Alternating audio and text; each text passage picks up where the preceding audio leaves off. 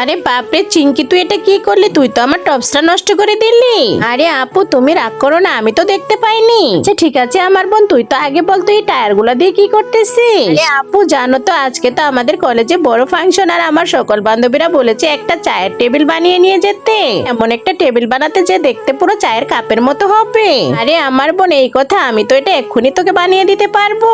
আরে আপু তাই নাকি? আচ্ছা ঠিক আছে তাহলে তুমি আমাকে বানিয়ে দাও। বন্ধুরা শেষে কি আমার আপু সত্যি সত্যি চায়ের কাপ দিয়ে বড় একটা টেবিল বানিয়ে দিতে পারবে? কিন্তু তার আগে বন্ধুরা আমি ইদানিং দেখতে পাচ্ছি মেয়েদের নাচানাচির ভিডিওতে সবাই লাইক সাবস্ক্রাইব করে, কিন্তু মায়ের ভিডিওতে কেউ লাইক সাবস্ক্রাইব করে না। মায়ের জন্য আমার ভিডিওটিতে একটি লাইক করে চ্যানেলটি সাবস্ক্রাইব করে দিবেন, আর কমেন্টে সুন্দর করে আই লাভ ইউ মা লিখে যাবেন। এই তো বন্ধুরা দেখো শেষে আমার আপু কত সুন্দর একটা চায়ের কাপের টেবিল বানিয়ে দিল। দেখে তো মনে হচ্ছে এটা বড় একটা চায়ের কাপ।